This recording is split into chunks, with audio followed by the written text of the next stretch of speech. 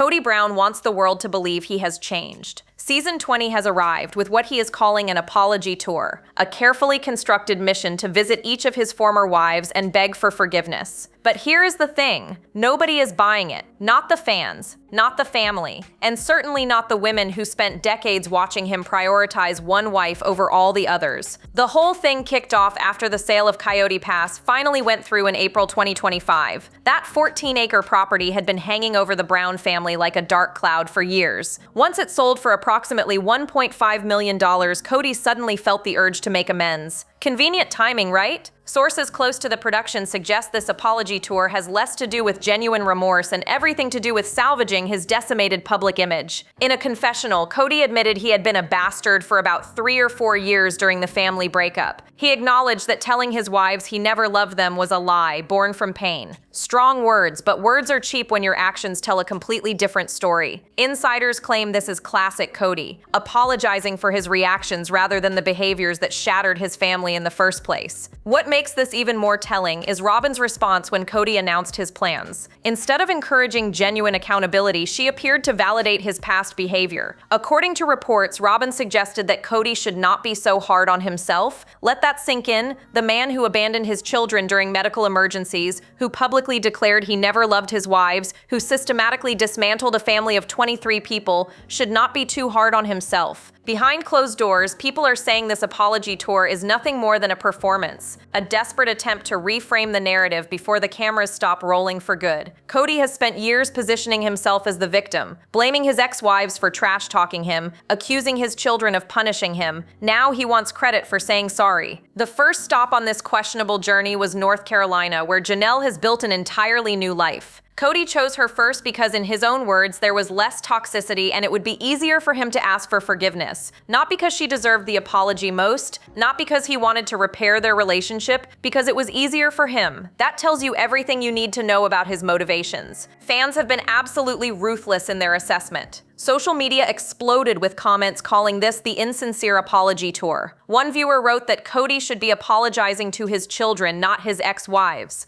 Another pointed out that he has never once taken full accountability for anything. But the most damning evidence came from the women themselves. Christine flat out refused to meet with him initially, and when she finally agreed, she brought backup. Kody Brown Woolley wanted nothing to do with Kody's olive branch. When she first heard he was reaching out, her reaction was immediate and visceral. She told producers she was not going to go because it was ridiculous and she did not trust anything that came out of his mouth. After 25 years of marriage and countless broken promises, can anyone blame her? The announcement of Kody's apology hit Christine like a punch out of nowhere. She described it as coming out of absolutely nowhere, using words like olive branch and benevolence that felt hollow given their history. This was not a woman eager for reconciliation. This was a woman who had spent years healing from what she called brain damage. Every previous conversation with Kody had spiraled into arguments about who failed whom. Why would this time be any different? But Christine agreed to meet him anyway, and she did not come alone. Her husband, David Woolley, sat right beside her, adding an entirely unexpected dynamic to the conversation. Reports indicate that TLC devoted 2 full episodes to this confrontation,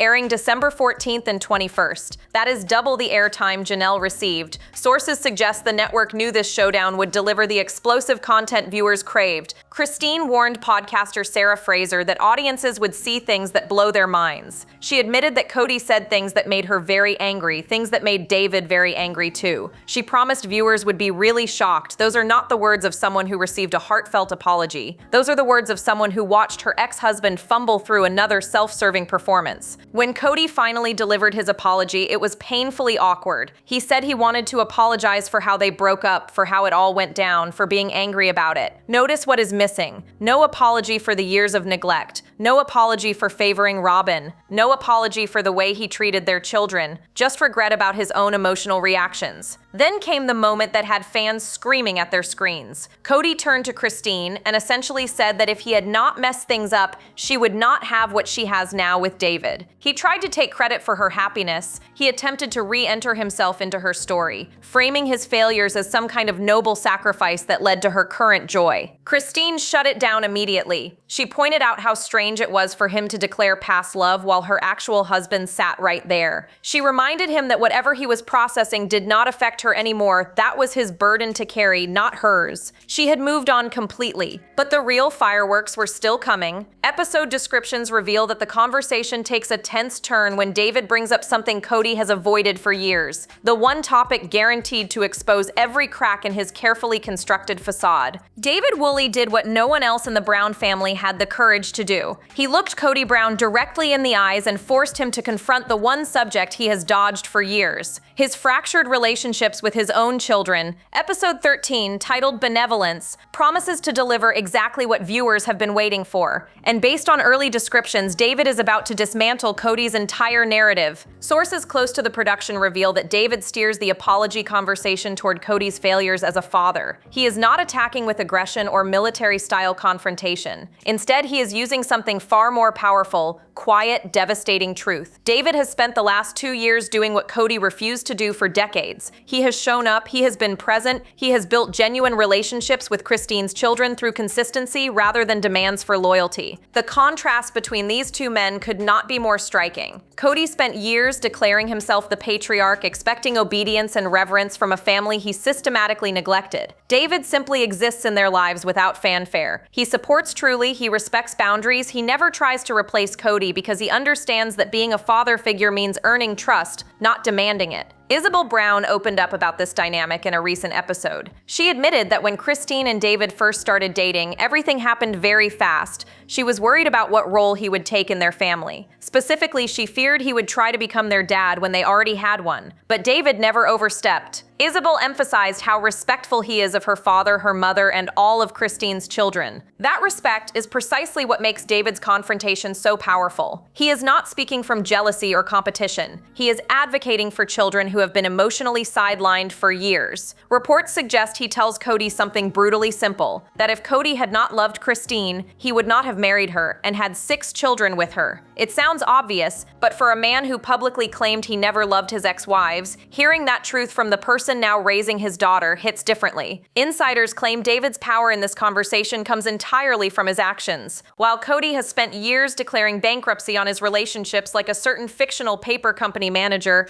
David has been quietly proving what supportive fatherhood actually looks like. He spends time with Truly. He provides her a safe space to be a kid. He demonstrates through daily presence what Kody only ever promised through empty words. Madison and Hunter were reportedly in tears at Christine's wedding, overwhelmed by how much they liked David. That reaction tells you everything about the void Kody left behind. The children are not choosing David over their father. They are simply gravitating toward the parental figure who consistently shows up, and now David is holding up a mirror Kody cannot look away from. The Brown family once consisted of 18 children united under one patriarch. Today, Kody maintains relationships with barely a handful of them. The rest have either gone completely silent or publicly denounced the man who was supposed to protect them. This is not teenage rebellion or temporary estrangement. This is a systematic rejection years in the making, and Kody has no one to blame but himself. Madison Brush has not spoken to her father in years. Janelle confirmed during season 20 that her eldest daughter has completely written off both Kody and Robyn. The rift runs so deep that Madison does not want Kody to have any contact with her children unless he can commit to being consistently present. She refuses to let her kids experience the same half-hearted relationship she endured. Sources say Madison accused Kody and Robyn of lying about her to the entire world, and she has zero interest in reconciliation. Gabriel and Garrison's relationship with their father crumbled during the pandemic. Kody's strict protocols created a divide that never healed. The boys felt abandoned while watching their father prioritize time with Robyn's children over everyone else. Garrison tragically passed away in 2024, leaving behind a family still grappling with unresolved pain. Kody gave interviews describing his grief, calling Garrison a young man with a bright future. But insiders question where that love was when Garrison was still alive and desperately needed his father. Mykelti Padron was once considered Kody's most supportive child. She defended him publicly when others would not.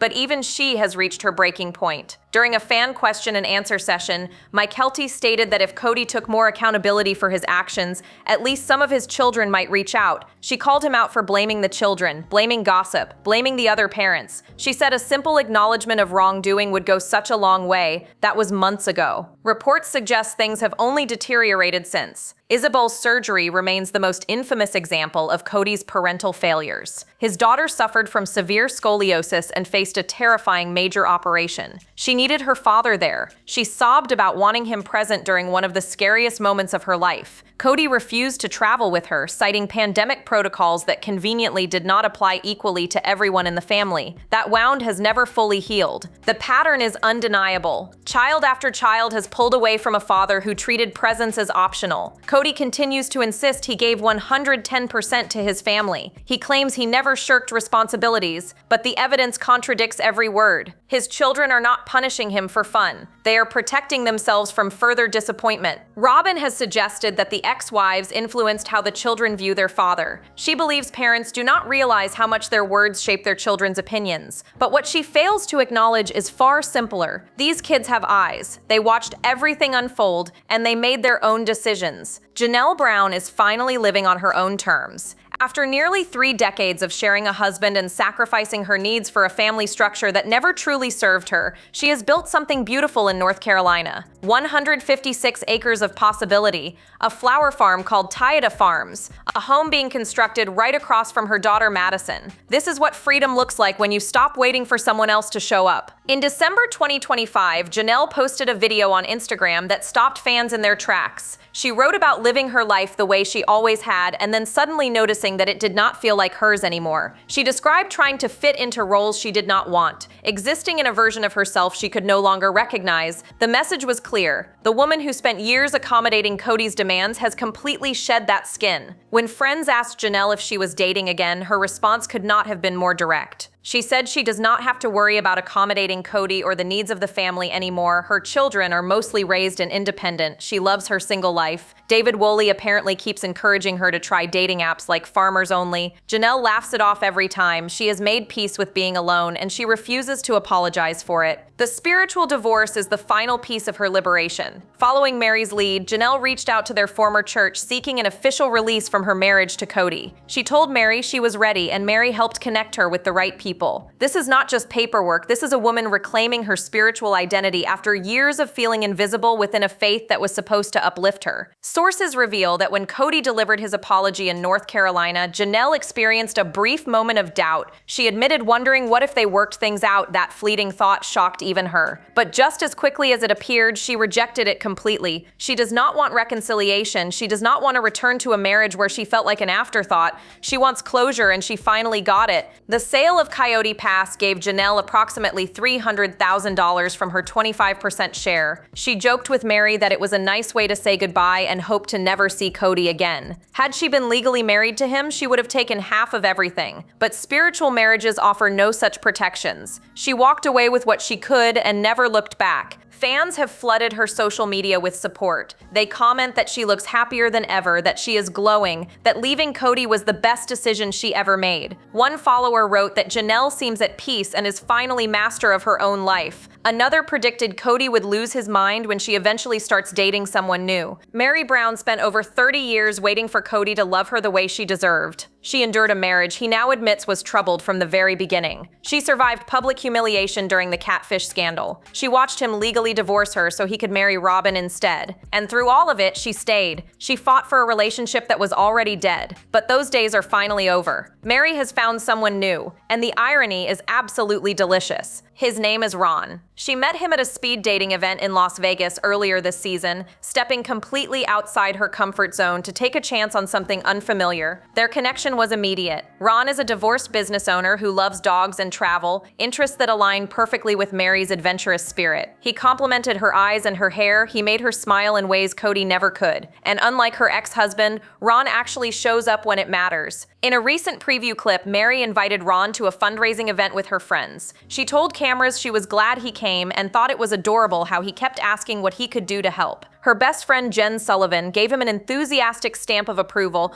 calling Ron a really nice guy and noting that he and Meri get along really well. Sources close to the production say the relationship is progressing steadily, with both taking things slow given their past experiences. Ron himself opened up about the connection. He admitted that dating in your 50s is different, but said he loves meeting someone genuine and easy to talk to. He described Meri as a great person and expressed how much her invitation meant to him. Those words carry weight. After decades of feeling invisible in her own marriage, Meri is finally being seen by someone who appreciates exactly who she is. The transformation has been remarkable. Meri has lost weight, launched a life coaching business, and completely reinvented herself outside of Kody's shadow. Fans flood her comments with messages about how happy and relaxed she looks. One viewer wrote that Meri is absolutely glowing with happiness. Another noted she never looked this radiant during her marriage. Meanwhile, Kody continues to claim he never truly loved her. During the season, he admitted wanting to leave Meri shortly after their wedding in 1990. He described their relationship as constant fighting and said he could not live in a world where she was always angry at him. But here is the truth he refuses to acknowledge. Meri was angry because she was being neglected. She fought because she was desperate for attention. He gave freely to everyone else. Now she does not need his attention anymore. She does not need his validation. She has Ron. She has her business. She has a future that looks nothing like the lonely existence Kody left her in. And that has to sting more than any divorce papers ever could. Robyn Brown never wanted to be a monogamist. She has said it repeatedly, and the pain in her voice is unmistakable. When she joined the Brown family in 2010, she believed she was entering a plural marriage that would last forever. She envisioned growing old, surrounded by sister wives, rocking on a porch together, and reminiscing about lives well lived. That dream is dead, and Robyn is struggling to accept the wreckage left behind. During a recent episode, a producer asked Robyn how she would react if one of the ex-wives ever wanted to return. Her response was startling. She admitted the question opened a little portal of hope that immediately made her sad. She said she could not go down that road because she would fall apart. The woman who supposedly won Kody has now revealed just how hollow that victory feels. She is trapped in a marriage she never wanted with a man who cannot give her the lifestyle she believed in. Sources close to the family suggest Robyn and Kody's relationship is far from the fairy tale they present on camera.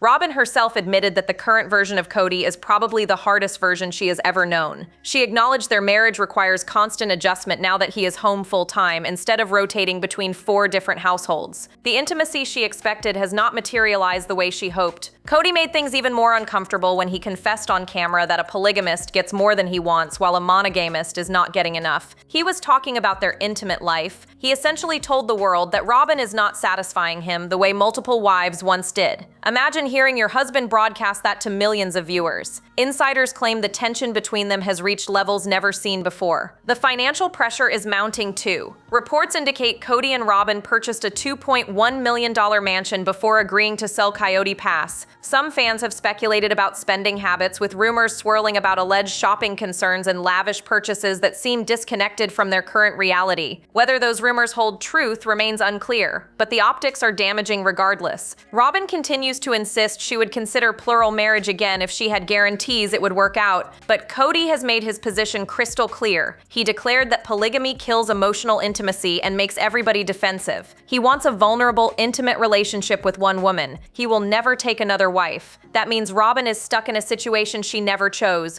mourning a future that will never exist. The cruelest twist is watching her former sister wives thrive without her. Christine is happily remarried, Janelle is building her dream farm, Meri is dating a man who actually appreciates her, and Robyn remains in Flagstaff, clinging to a belief system her own husband has abandoned. She once called herself the idiot who got left behind. For once, she might actually be right. Money has always been a source of tension in the Brown family, but the financial chaos surrounding their collapse has reached unprecedented levels. Legal battles, property disputes, and child support lawsuits have exposed just how messy things become when spiritual marriages dissolve without legal protections. And Kody is finally being forced to pay for decades of neglect in ways he never anticipated. The Coyote Pass saga finally ended in April 2025 when the 14-acre property sold for approximately $1.5 million. Kody and Robyn walked away with 50%, while Janelle and Meri each received 25%. Christine had already signed over her share for just $10 years earlier, desperate to sever all financial ties and escape the endless drama. Janelle reportedly pocketed around $300,000. She joked with Meri that it was a nice way to say goodbye and hope to never see Kody again. But the Coyote Pass resolution was just the beginning. Christine filed a bombshell lawsuit against Kody in September 2024, demanding child support for their 14-year-old daughter Truly. The case immediately became complicated because Kody's name does not appear on Truly's birth certificate. Christine had to request a paternity test to establish legal parentage before she could pursue any financial support. Reports suggest she is seeking retroactive payments that could total as much as $100,000. The Utah court classified this as a significant custody dispute, a designation reserved for cases involving serious concerns. Christine requested a domestic relations injunction that prevents harassment, prohibits either parent from taking Truly on non-routine travel without permission,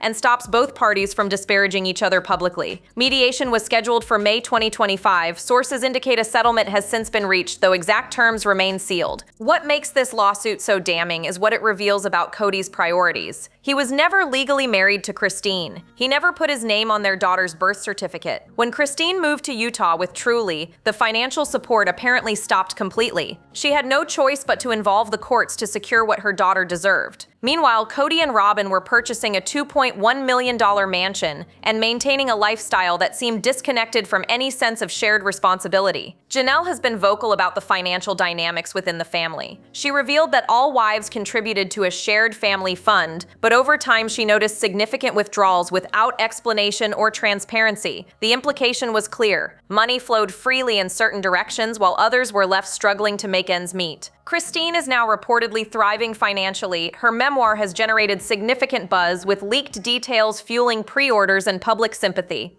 Between book sales, her TLC income of approximately $40,000 per episode, and whatever settlement she secured from Kody, she has built a stable future for herself and Truly. The woman who once felt trapped is now completely self-sufficient. Just when fans thought the Sister Wives saga might finally be winding down, a bombshell revelation changed everything. According to reports, Kody Brown confirmed on her Patreon account that the Brown family has already started filming season 21. That announcement sent shockwaves through a fan base that assumed season 20 would mark the definitive end of this fractured family's television journey. The confirmation came as a genuine surprise. Many viewers believed the show had reached its natural conclusion. The plural marriage is over. 3 wives have left. The children are largely estranged. What exactly is left to document? Yet TLC apparently sees continued value in following the Browns through whatever comes next. Sources suggest the network recognizes gold when they see it, and the current drama is generating more engagement than ever before. Industry insiders speculate about what direction season 21 might take. Some believe TLC will increasingly center the ex-wives and their independent lives rather than continuing to platform Kody's redemption attempts. Christine is thriving with David, Janelle is building her dream farm, Meri is exploring a promising new romance. These women are delivering the aspirational content viewers actually want to see. Meanwhile, Kody and Robyn's segments generate mostly frustration and criticism. The question looming over everything is whether a show called Sister Wives can survive without any sister wives. Kody is now monogamously married to Robyn. The lifestyle that defined the franchise no longer exists within their household. Some fans argue the series should rebrand entirely, following the 3 ex-wives as they flourish separately, while occasionally checking in on Kody's diminished circumstances. Robyn has expressed her continued belief in plural marriage, even as Kody has firmly rejected ever taking another wife. That fundamental disagreement creates ongoing tension that producers undoubtedly find compelling. Sources close to the production suggest future seasons might explore whether Robyn can accept her monogamous reality